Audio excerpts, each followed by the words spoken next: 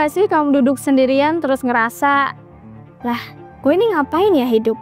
Atau kenapa ya tiap hari kok rasanya sama aja? Bangun, kerja, tidur, bangun lagi, kerja lagi, tidur lagi, gitu terus. Coming to bed, honey? Yes, dear. Nah, perasaan kayak gitu pernah loh dijadiin pertunjukan teater. Namanya teater absurd. Bayangin kamu lagi nonton drama, tapi ceritanya muter-muter aja. Tokohnya ngobrolin hal-hal sepele kayak sepatu atau wortel. Tapi malahan bikin penonton mikir, lah ini kayak hidup gue juga. We weren't made for the same road.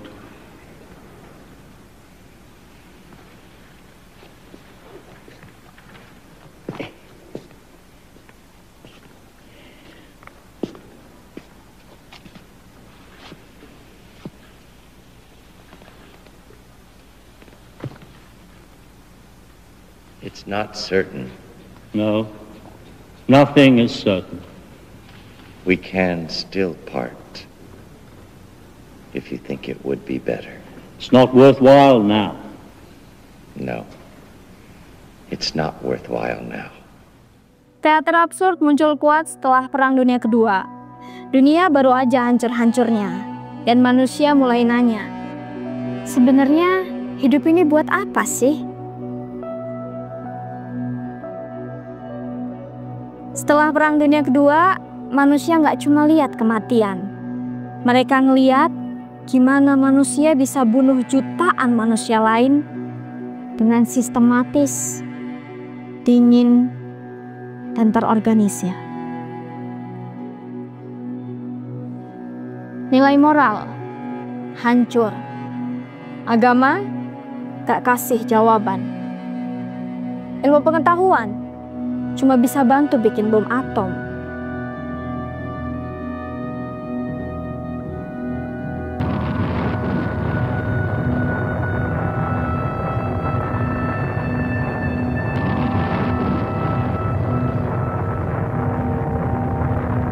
Dunia yang tadinya kayak punya aturan, tiba-tiba kayak panggung tanpa naskah. Dan orang-orang mulai mikir, kalau manusia bisa ngelakuin ini semua, apa gunanya lagi percaya sama makna, tatanan, atau bahkan sama Tuhan sekalipun. Tapi nggak cuma itu. Yang hancur bukan cuma bangunan, tapi juga hubungan antar manusia. Orang-orang pindah ke kota-kota besar, tinggal di gedung-gedung tinggi, kerja di pabrik, ngobrol cuma sama HP. Dulu kita punya keluarga besar, tetangga, komunitas. Sekarang semuanya jadi longgar, identitas runtuh, norma sosial jadi nggak jelas. Sosiolog Emil Durkheim nyebut ini sebagai anomi, keadaan di mana manusia kehilangan pegangan norma. Manusia jadi asing, bahkan sama dirinya sendiri. Lo kerja tapi nggak tahu buat apa. Lo ngobrol tapi nggak nyambung. Lo hidup bareng orang lain tapi tetap ngerasa sendirian. Dan di tengah kehampaan itu, lahirlah jenis teater yang nggak ngasih jawaban, tapi ngajak kita buat duduk bareng dan nikmatin keganjilan hidup itu sendiri. Salah satu tokoh penting di balik ini semua adalah Albert Camus. Camus bilang hidup ini absurd, manusia pengen hidup punya makna. Tapi dunia diem aja, gak ngasih jawaban apa-apa. Camus pakai kisah Sisyphus, seseorang yang dihukum ngedorong batu ke atas bukit. Batu itu jatuh lagi, dia dorong lagi, jatuh lagi, dorong lagi, gitu terus. Tapi Camus bilang, kita harus bisa membayangkan kalau Sisyphus bahagia. Karena dia terus hidup, walaupun dia tahu dunia nggak ngasih jawaban apa-apa.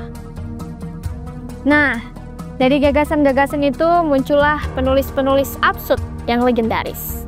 Yang pertama ada Samuel Beckett dengan Waiting for Godot. Kisah dua orang yang sedang menunggu seseorang bernama Godot yang nggak pernah datang. Mereka ngobrolin tentang sepatu, wortel, langit. Tapi malahan penonton jadi mikir, apa gue juga lagi nunggu sesuatu yang nggak pernah datang ya? Apa gue juga lagi nunggu sesuatu yang gak jelas ya? Lalu ada Eugene Ionesco. Dia nulis tentang rhinoceros, kisah orang-orang dalam satu kota yang tiba-tiba berubah jadi badak. Simbol bahwa manusia gampang banget ikut arus ideologi tanpa mikir. Zhang Janet bikin The Maids, dua pembantu rumah tangga yang pura-pura jadi majikan. Batas antara realitas dan sandiwara jadi kabur. Dan Harold Pinter, wah, dia ini jagonya bikin dialog yang kosong tapi penuh ketegangan. Diam dalam karyanya bisa lebih mengerikan daripada teriakan. You know what your trouble is? What? You haven't got any interest. I've got interest. Tell me one of your interests. I've got interests. Look at me. What have I got? I don't know, what? I've got my woodwork. I've got my model boats. Have you ever seen me idle? I'm never idle. Lalu, apa sih dampak teater absurd? Banyak. Ia mengguncang cara orang menulis dan menonton teater. Tiba-tiba, pertunjukan gak perlu pakai cerita yang runtut. Gak harus ada solusi. Kadang makin absurd, malah makin kena. If it had happened somewhere else, in another country, normal people think informative. But when you yourself are actually caught up in it, by the brutal reality of what's happening, you can't not feel directly affected. The shock is too violent to stay completely detached, and I am shocked. I am shocked. I am deeply shocked.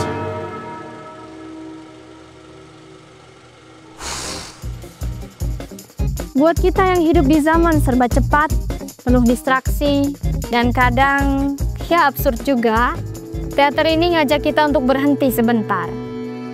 Untuk menyadari bahwa rasa bingung, bosan, dan kehilangan arah itu adalah bagian hidup manusia. Garam tak pernah bakar, tetapi selalu kena cubit. Cili pernah cari pasar, tetapi selalu kena tumbuk.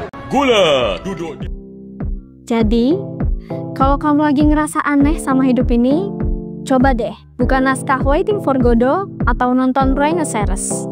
Atau cukup duduk dan memperhatikan orang-orang yang lewat. Kadang, absurditas juga ada di situ. Semacam arsip kehampaan kolektif manusia modern. Sampai ketemu di video selanjutnya, nantikan terus dan saksikan channel YouTube Lampung Kultur.